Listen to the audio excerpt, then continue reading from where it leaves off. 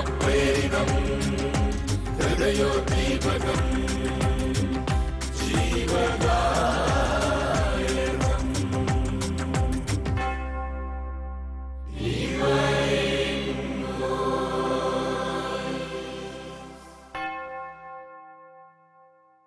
Price the Lord. Hallelujah. യേശുവേ നന്ദി, യേശുവേ സ്തോത്രം. പ്രിയപ്പെട്ടവരെ, മലയാള മനോരമ ദിനപത്രത്തിൽ കാണാനില്ല എന്ന തലക്കെട്ടിൽ ഏതാണ്ട് 15 വയസ്സ് തോന്നിക്കുന്ന ഒരു മകൻ്റെ ഫോട്ടോയും ആ ഫോട്ടോയുടെ താഴെ ഇങ്ങനെ ഒരു കുറിപ്പ് കൊടുത്തിട്ടുണ്ടായിരുന്നു. അതിങ്ങനെയാണ്: മകനെ, നീ വേഗം തിരിച്ചു വരിക. നിന്റെ തിരിച്ചുവരവും കാത്ത് നിന്റെ അമ്മ കാത്തിരിക്കുകയാണ്. നീ പോയതിൽ പിന്നെ അമ്മ ഭക്ഷണമൊന്നും കഴിച്ചിട്ടില്ല. നിന്റെ തിരിച്ചുവരവ് മാത്രമാണ് നിന്റെ അമ്മയുടെ മനസ്സിലുള്ളത് എന്ന് നിന്റെ സ്നേഹമുള്ള അപ്പച്ചൻ. വായിക്കുന്ന ഏതൊരു മനുഷ്യന്റെയും കരളലിയിക്കുന്ന ഒരു കാര്യമാണ് കാണാനില്ല എന്ന തലക്കെട്ടിൽ 15 വയസ്സുള്ള ഒരു മകന്റെ ഫോട്ടോ സഹിതം കൊടുത്തിരിക്കുന്ന പരസ്യം. പ്രിയപ്പെട്ടവരെ, അതിനേക്കാൾ വളരെയധികം ഹൃദയമലിവുണ്ടാക്കുന്ന ഒരു സംഭവമാണ്, ഏതാണ്ട് മനുഷ്യർക്കെല്ലാവർക്കും സ്വീകാര്യമാകുന്ന വിധത്തിലുള്ള ഒരു പരസ്യമാണ്. ലൂക്കായുടെ സുവിശേഷം 15-ാം അധ്യായം 11 മുതൽ 32 വരെയുള്ള തിരുവചനങ്ങളിൽ നാം കാണുക. അവിടെ 11-ാമത്തെ വചനം ആരംഭിക്കുന്നത് ഇങ്ങനെയാണ്: യേശു പറഞ്ഞു, ഒരു മനുഷ്യന് 2 പുത്രന്മാരുണ്ടായിരുന്നു. ഇളയവൻ പിതാവിനോട് പറഞ്ഞു, പിതാവേ, എൻ്റെ സ്വത്തിൽ എൻ്റെ ഓഹരി എനിക്ക് തരിക. സ്വത്തിൽ എൻ്റെ ഓഹരി എനിക്ക് തരിക എന്ന് പറഞ്ഞ് പിതാവിനോട് ഇളയ മകൻ അവന്റെ ഓഹരിയും വാങ്ങിച്ച് ദൂരദേശത്തേക്ക് പോയി. പിതാവിൽ നിന്ന് അവകാശമായി കിട്ടിയതെല്ലാം ദൂർത്തടിച്ച ഒരു മകന്റെ ചിത്രമാണ് ലൂക്കാ സുവിശേഷകൻ അവിടെ രേഖപ്പെടുത്തുക. ധൂർത്തപുത്രന്റെ ഉപമയെക്കുറിച്ച് ഈശോ പറയുമ്പോൾ പിതാവായ ദൈവത്തിന്റെ ധൂർത്തടിക്കുന്ന സ്നേഹത്തെക്കുറിച്ചാണ് നമുക്ക് ഓരോരുത്തർക്കും മനസ്സിലാക്കി തരിക. പ്രിയപ്പെട്ടവരെ, ഓരോ മനുഷ്യ വ്യക്തിയെയും സ്നേഹത്തോടെ, കരുതലോടെ, അനുകമ്പയോടെ കാണുന്ന പിതാവായ ദൈവത്തിന്റെ ചിത്രം യേശുക്രിസ്തു ഈ ഉപമയിലൂടെ അവിടെ വരച്ചു കാണിക്കുകയാണ്. പിതാവിൽ നിന്ന് അവകാശം വാങ്ങി ദൂരദേശത്തേക്ക് പോയ ആ മകൻ കയ്യിൽ പണമുണ്ടായിരുന്നപ്പോൾ അവന് ലോകത്തിൻ്റെതായ കൂട്ടുകാരെ ഒത്തിരി പേരെ കിട്ടി. കൈവശമുണ്ടായിരുന്ന പണം ചെലവഴിക്കാൻ ലോകത്തിന്റെ കൂട്ടുകാർ ഒത്തിരിയേറെ അവനെ സഹായിച്ചു. അങ്ങനെ ലോകത്തിന്റെ സുഖത്തിലും ലോകത്തിന്റെ സന്തോഷത്തിലും ലോകത്തിന്റെ ആനന്ദത്തിലും അവനായിരുന്നപ്പോൾ അവൻ അനേകരെ കിട്ടിയെങ്കിൽ, അനേകര് അവരുടെ കൂടെ ഉണ്ടായിരുന്നെങ്കിൽ, ഇതാ കൈപ്പണമെല്ലാം തീർന്നപ്പോൾ അവൻ ഉണ്ട് എന്ന് കരുതിയ ലോകത്തിന്റെ കൂട്ടുകാരെല്ലാം അവന് വിട്ടുപോയി. പ്രിയപ്പെട്ടവരെ, ഇനിയാണ് നമ്മൾ മനസ്സിലാക്കേണ്ടത്. അവിടെ ദൈവത്തിന്റെ വചനം പറയുകയാണ്, ആ ധൂർത്തപുത്രൻ അവനെ ആരും സഹായിക്കാനില്ലാത്ത അവസ്ഥയുണ്ടായി. പ്രിയപ്പെട്ടവരെ, ഈ അവസ്ഥയിൽ ധൂർത്തപുത്രന്റെ ജീവിതത്തിൽ 4 വിധത്തിലുള്ള ആഘാതം അല്ലെങ്കിൽ ഷോക്ക് ഉണ്ടായി എന്നാണ് ബൈബിൾ പണ്ഡിതന്മാർ പറയുക. ആദ്യത്തെ ഷോക്ക്, കയ്യിലുണ്ടായിരുന്നത് മുഴുവൻ തീർന്നപ്പോൾ സഹായിക്കും എന്ന് കരുതിയതായ കൂട്ടുകാരെല്ലാം അവനെ വിട്ടുപോയപ്പോൾ അവന്റെ ഉള്ളിൽ ഇനി ഞാൻ എന്തു ചെയ്യും, ഇനി ഞാൻ എന്തു ചെയ്യും എന്നുള്ളതായ അവന്റെ മാനസികമായ ചിന്തയാണ് ഒന്നാമത്തെ ആഘാതം. സഹായിക്കാൻ ആരുമില്ല, പരിചരിക്കാൻ ആരുമില്ല, ഇനി എന്തു ചെയ്യണമെന്ന് അറിയത്തില്ല. ഇത്തരത്തിലുള്ളതായ ഒരവസ്ഥയിൽ ആ മകൻ പെട്ടു. ഈ ഒന്നാമത്തെ ആഘാതം, ഇതിൽ നിറഞ്ഞ അവനിലേക്ക് തന്നെ നോക്കി. ധൂർത്തപുത്രൻ അവനിലേക്ക് തന്നെ നോക്കിയപ്പോൾ അവന്റെ ബുദ്ധി അവനോട് പറഞ്ഞു കൊടുത്തു, നീ ആരോഗ്യമുള്ളവനാണ്. അപ്പോൾ അവൻ ചിന്തിച്ചത് എങ്ങനെയാണ്, ഞാൻ അത്ര മോശക്കാരനൊന്നും അല്ല, എനിക്ക് ആരോഗ്യമുണ്ട്. അതുകൊണ്ട് ഈ ആരോഗ്യം കൊണ്ട് ഞാൻ പണിയെടുത്ത് ജീവിക്കും. ഇതാ ധൂർത്തപുത്രന്റെ ജീവിതത്തിലെ രണ്ടാമത്തെ ഷോക്ക്. എന്റെ ആരോഗ്യം കൊണ്ട് ഞാൻ പണിയെടുത്ത് ജീവിക്കും എന്ന് കരുതി അവൻ പണി അന്വേഷിച്ചു പോയപ്പോൾ ആരും അവന് ജോലി കൊടുത്തില്ല. പ്രിയപ്പെട്ടവരെ, അവനുണ്ടായ രണ്ടാമത്തെ ഷോക്ക് ആരും തന്നെ പരിഗണിക്കുന്നില്ലല്ലോ എന്നുള്ള ഷോക്കാണ്. ആരും തന്നെ പരിഗണിക്കുന്നില്ലല്ലോ എന്നതായ ചിന്തയാണ്. ഏതൊരു മനുഷ്യ വ്യക്തിയുടെയും ജീവിതത്തിൽ ഏറ്റവും വലിയ സന്തോഷം പരിഗണനയുടെ സന്തോഷമാണ്. ഏറ്റവും വലിയ വേദന അവഗണനയുടെ വേദനയാണ്.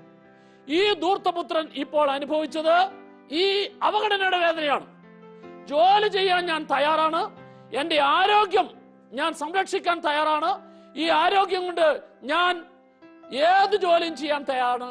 പക്ഷേ ആരും അവന് ജോലി കൊടുക്കുന്നില്ല. ഈ അവസ്ഥയിലാണ് അവന്റെ ജീവിതത്തിലെ മൂന്നാമത്തെ ഷോക്ക്. ഇതാ അവൻ അവസാനം പന്നികളെ നോക്കാനായിട്ടുള്ള ജോലി എന്ന് പറയുമ്പോൾ മാനുഷിക രീതിയിൽ സമൂഹത്തിൽ ഏറ്റവും അവഗണിക്കപ്പെട്ടതായ യഹൂദ പശ്ചാത്തലം അനുസരിച്ച് അവരുടെ പാരമ്പര്യത്തിന് നിരക്കാത്തതായ സമൂഹം തള്ളിക്കളയുന്നതായ ഒരു ജോലി, പന്നികളെ നോക്കുന്നത്, അത് ചെയ്യാൻ പോലും അത്രമാത്രം താഴാനായിട്ട് അവൻ തയ്യാറായി. സമൂഹം അംഗീകരിക്കാത്തതായിട്ടുള്ള ജോലി ചെയ്യാൻ അവൻ തയ്യാറായി. ഇതാ അവന്റെ ഭവനത്തിലായിരുന്ന ഇന്നലകളിലെ അവന്റെ ജീവിതത്തിലുണ്ടായിരുന്ന ആ നിലവാരം, ആ സ്റ്റാറ്റസ്, ആ പദവിയിൽ നിന്ന് വിട്ട് പന്നിക്കുഴിയിലെ ചെളിക്കുണ്ടിൽ അവൻ ഇറങ്ങി നിൽക്കുമ്പോൾ, പ്രിയപ്പെട്ടവരെ, പന്നിക്കുഴിയിലെ ചെളിക്കുണ്ടിൽ ഇറങ്ങി നിന്ന അവന്റെ ഉള്ളിൽ അവന് തോന്നിയ ആ അപകർഷതയുണ്ടല്ലോ, ആ അപകർഷതയാണ് അവന്റെ ജീവിതത്തിലെ മൂന്നാമത്തെ ഷോക്ക്. ഈ ആഘാതം അവനെ വളരെയധികം വേദനിപ്പിച്ചു. എന്നാലും അവൻ ജീവൻ നിലനിർത്താൻ വേണ്ടി, വയറ് പുലർത്താൻ വേണ്ടി ആരും അവഗണിക്കുന്ന പന്നിയെ നോക്കുന്ന ജോലി ചെയ്യാൻ തയ്യാറായി.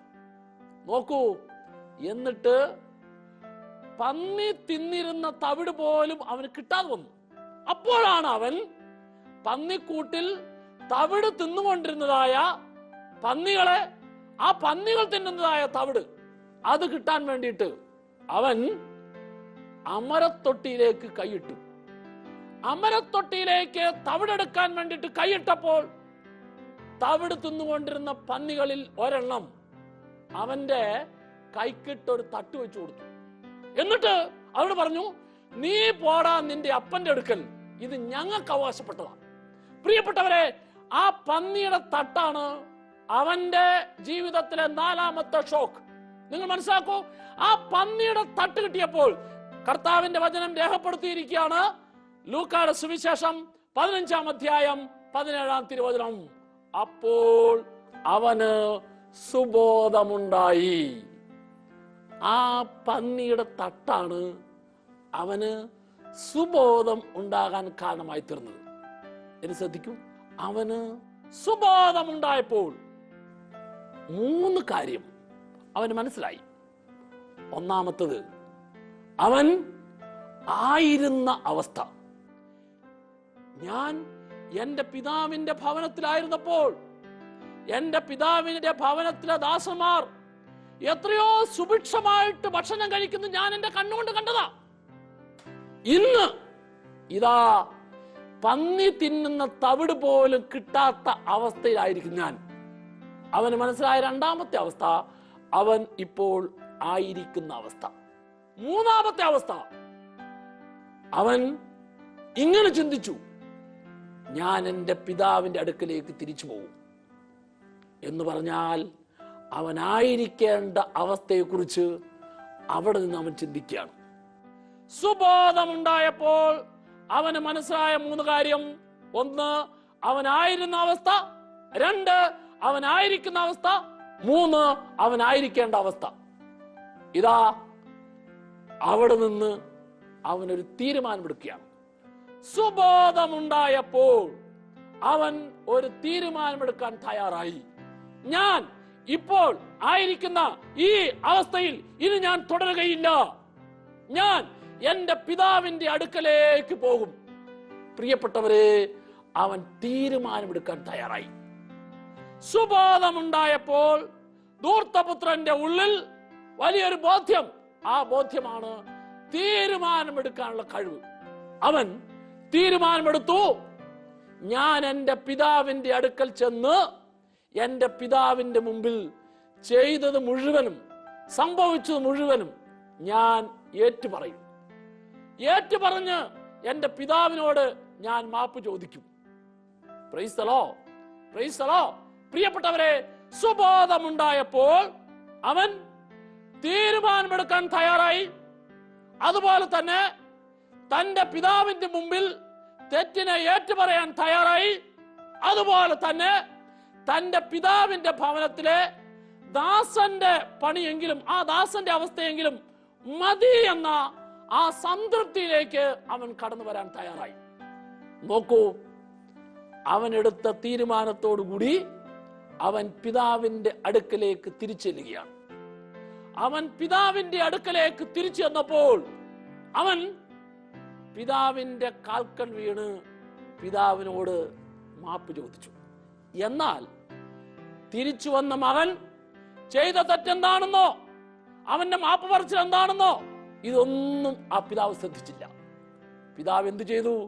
തന്റെ നഷ്ടപ്പെട്ടു പോയ മകനെ തിരിച്ചു കിട്ടിയതിലുള്ള ആ വലിയ സന്തോഷത്തിൽ അവന് എന്തെല്ലാം നഷ്ടപ്പെട്ടോ ആ നഷ്ടപ്പെട്ടത് മുഴുവൻ ആ പിതാവ് തിരിച്ചു കൊടുക്കാൻ തയ്യാറായി. അവന് മോടിയുള്ള വസ്ത്രം, കാലിൽ ചെരുപ്പ്, കൈവിരലിൽ മോതിരം എന്ന് പറഞ്ഞാൽ ഒരു ദാസനായിട്ട് സ്വീകരിക്കണമേ എന്ന അപേക്ഷയുമായിട്ട് പിതാവിന്റെ അടുക്കലേക്ക് എത്തിയപ്പോൾ പിതാവ് എല്ലാവിധത്തിലുള്ള അധികാരവും നൽകി വീണ്ടും സ്വന്തം മകനെ പോലെ അധികാരം കൊടുത്ത് പിതാവ് അനുഗ്രഹിച്ചു. ഈ അനുഗ്രഹിച്ചതിന്റെ സന്തോഷം അവർ അവിടെ ആനന്ദത്തോടെ അനുഭവിക്കാൻ തുടങ്ങി. ആഹ്ലാദത്തോടെ അവര് അവിടെ കൊണ്ടാടാൻ തുടങ്ങി. വചനം ഇങ്ങനെ പറയുന്നു. ലൂക്കായുടെ സുവിശേഷം 15-ാം അധ്യായം 24-ാം തിരുവചനം. എന്റെ ഈ മകൻ നഷ്ടപ്പെട്ടിരുന്നു, ഇതാ അവൻ ഇപ്പോൾ തിരിച്ചു കിട്ടിയിരിക്കുന്നു. എന്റെ ഈ മകൻ മൃതനായിരുന്നു, അവൻ ഇപ്പോൾ വീണ്ടും ജീവിക്കുന്നു. വചനം ഇങ്ങനെ അവസാനിപ്പിക്കുന്നു, അവർ ആഹ്ലാദിക്കാൻ തുടങ്ങി. പ്രിയപ്പെട്ടവരെ, ഈ ധൂർത്തപുത്രന്റെ ഉപമയിലെ ധൂർത്തപുത്രൻ ഈ ലോകത്തിൽ ജീവിക്കുന്ന നമ്മുടെ ഓരോരുത്തരുടെയും പ്രതിനിധിയാണ്. എന്ന് പറഞ്ഞാൽ അല്പസമയത്തെ താൽക്കാലികമായിട്ടുള്ള സുഖത്തിനും സന്തോഷത്തിനും വേണ്ടി നീ ഏതെല്ലാം പാപത്തിന്റെ വഴിയിലൂടെ പോകുന്നോ, തെറ്റിന്റെ വഴിയിലൂടെ പോകുന്നോ, ദുശീലത്തിന്റെ വഴിയിലൂടെ പോകുന്നോ, സ്വാർത്ഥയുടെ വഴിയിലൂടെ പോകുന്നോ, അപ്പോഴെല്ലാം ആ പോകുന്ന നിന്നെ നോക്കി നിന്റെ ദൈവം ഓരോ നിമിഷവും വേദനിക്കുകയാണ്. ഈ വേദനിക്കുന്ന ദൈവത്തിന്റെ വേദന നീ കാണണം. നൊമ്പരപ്പെടുന്ന ദൈവത്തിന്റെ നൊമ്പരം നീ കാണണം. സഹോദര സഹോദരി, കർത്താവിന്റെ വചനം നിന്റെ ഉള്ളിൽ തട്ടി നിന്നോട് പറയുന്നു, മകനെ മകളെ, ഇന്നലെ ജീവിതത്തിൽ നീ അല്പസമയത്തെ ലോകസുഖത്തിന് വേണ്ടി, അല്പസമയത്തെ പാപസുഖത്തിന് വേണ്ടി എന്റെ സന്തോഷം നഷ്ടപ്പെടുത്തിയ വ്യക്തിയാണ് നീ. നീ ഇന്നെങ്കിലും തിരിച്ചറിയുക. ഇന്നെങ്കിലും തിരിച്ചറിഞ്ഞ് നിന്റെ ഇന്നലകളിലെ തെറ്റിനെ ഓർത്ത്, പാപത്തെ ഓർത്ത് അനുതപിച്ച് എന്റെ സന്നിധിയിലേക്ക് നീ തിരിച്ചു വരിക. പ്രിയപ്പെട്ടവരെ, പിതാവായ ദൈവം നിന്റെ നേർക്ക് കരങ്ങൾ നീട്ടി ആ ധൂർത്തപുത്രന്റെ തിരിച്ചുവരവിൽ പിതാവ് എത്രമാത്രം സന്തോഷിച്ചോ, എത്രമാത്രം ആനന്ദത്തോടെ പ്രതീക്ഷയോടെ കാത്തിരുന്നോ, ഇതാ ആ പിതാവിനെ പോലെ സ്വർഗത്തിലുള്ള നിന്റെ ദൈവം കാത്തിരിക്കുന്നു. എന്തിനു വേണ്ടിയിട്ട്? നിന്റെ പാപങ്ങളെല്ലാം കഴുകി നിന്നെ വിശുദ്ധീകരിച്ച് നിനക്കൊരു പുതിയ ജീവിതം തന്ന് നിന്നെ അനുഗ്രഹിക്കുന്നതിന് വേണ്ടിയിട്ട് ആ പിതാവായ ദൈവത്തിന്റെ അനുഗ്രഹത്തെ നിനക്ക് സ്വീകരിക്കാൻ സാധിക്കണമെങ്കിൽ ഇന്നലകളിൽ നീ ചെയ്തു പോയ, പറഞ്ഞു പോയ, പ്രവർത്തിച്ചു പോയ തെറ്റിനെ ഓർത്ത്, കർത്താവേ ഞാൻ പറഞ്ഞുപോയി, ചെയ്തു പോയി, വീണുപോയി എന്ന അനുതാപത്തോടുകൂടി നീ തിരിച്ചു വരാൻ തയ്യാറാകണം. തിരിച്ചു വരുന്ന ഒരു വ്യക്തിയെയും തള്ളിക്കളയാതെ തിരിച്ചു വരുന്ന വ്യക്തിയെ മാറോട് ചേർത്ത് ആലിംഗനം ചെയ്ത് സ്വീകരിക്കാൻ കാത്തിരിക്കുന്ന ദൈവത്തിന്റെ കരത്തെയാണ്, ദൈവത്തിന്റെ മുഖത്തെയാണ് നിന്റെ മുമ്പിൽ അവിടുന്ന് ഈ വചനങ്ങളിലൂടെ, ധൂർത്തപുത്രന്റെ ഉപമയിലൂടെ നിനക്ക് മനസ്സിലാക്കി തരുന്നത്, നിന്റെ മുമ്പിൽ എടുത്തു വയ്ക്കുന്നത്. സഹോദര സഹോദരി, നീ തിരിച്ചറിയണം. പ്രിയപ്പെട്ടവരെ, അതിനോട് ചേർത്ത് ആ പിതാവിന്റെ മൂത്ത മകന്റെ കാര്യം കൂടി ദൈവത്തിന്റെ വചനം രേഖപ്പെടുത്തുകയാണ്. ലൂക്കായുടെ സുവിശേഷം 15-ാം അധ്യായത്തിന്റെ 25 മുതൽ 32 വരെയുള്ള തിരുവചനം.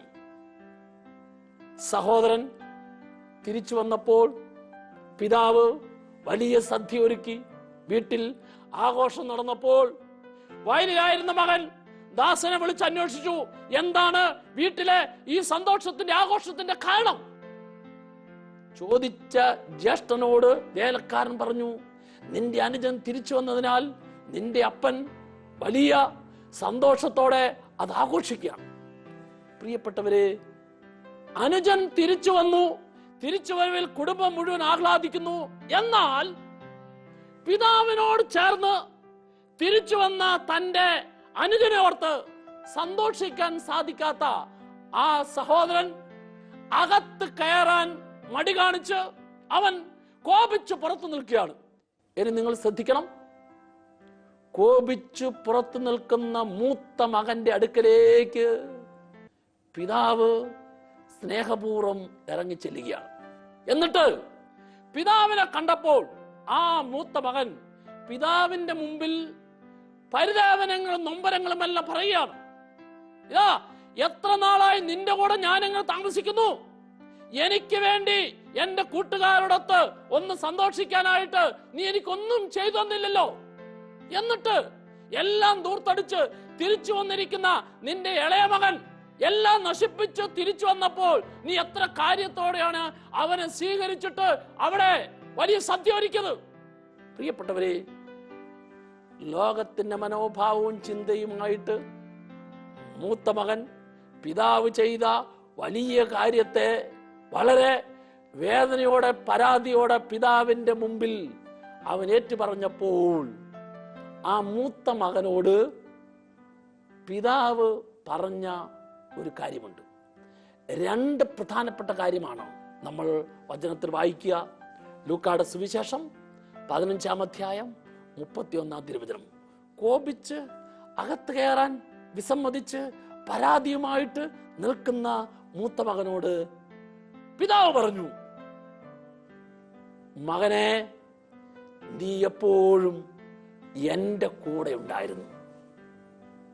പ്രിയപ്പെട്ടവരെ, ഇത്രയും നാള് ആ മൂത്ത മകൻ പിതാവിന്റെ ഭവനത്തിൽ ഉണ്ടായിരുന്നു എങ്കിലും അവൻ പിതാവിനോട് കൂടെയല്ലായിരുന്നു. പിതാവിനോട് കൂടെ ആയിരുന്നുവെങ്കിൽ അവന് പിതാവിന്റെ മനോഭാവം കിട്ടുമായിരുന്നു. അവൻ പിതാവിന്റെ കൂടെ, പിതാവിന്റെ മനോഭാവം, പിതാവിന്റെ ഇഷ്ടം, പിതാവിന്റെ ആഗ്രഹം എന്താണെന്ന് തിരിച്ചറിയാൻ പറ്റാത്തത് കൊണ്ടാണ് ആ മൂത്ത മകൻ പിതാവിനോട് ഈ പരാതി പറഞ്ഞത്. അപ്പോൾ പിതാവ് പറഞ്ഞു കൊടുത്തു, മകനെ, നീ എപ്പോഴും എൻ്റെ കൂടെയായിരുന്നു. നീ എപ്പോഴും എൻ്റെ കൂടെയായിരുന്നുവെങ്കിൽ എൻ്റെ മനോഭാവവും എൻ്റെ പ്രതികരണവും എല്ലാം നിനക്ക് സ്വന്തമാക്കാൻ സാധിക്കുമായിരുന്നു. നീ ഇന്ന് ഇപ്രകാരം പരാതി പറയുന്നുണ്ടെങ്കിൽ അതിന്റെ അർത്ഥം നീ ഈ ഭവനത്തിലായിരുന്നെങ്കിലും എന്നോടൊപ്പം ആയിരിക്കുന്നതിൽ നീ സന്തോഷം കണ്ടെത്താത്തത് കൊണ്ടാണ്.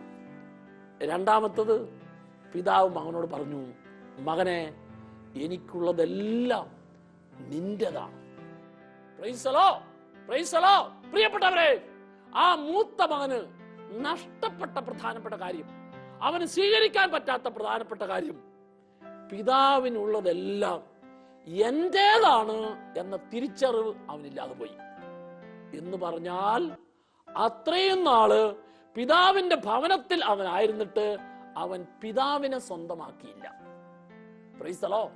അവൻ പിതാവിനെ സ്വന്തമാക്കിയായിരുന്നുവെങ്കിൽ പിതാവിനുള്ളതെല്ലാം തനിക്ക് തന്നെയാണ് എന്ന ബോധ്യം അവനുണ്ടാകുമായിരുന്നു. പിതാവിനുള്ളതെല്ലാം എനിക്കുള്ളതാണ് എന്ന ബോധ്യം ഇല്ലാതെ പോയതാണ് ആ മൂത്ത മകന്റെ ഉള്ളിലെ സകല പരാതിക്കും കാരണം.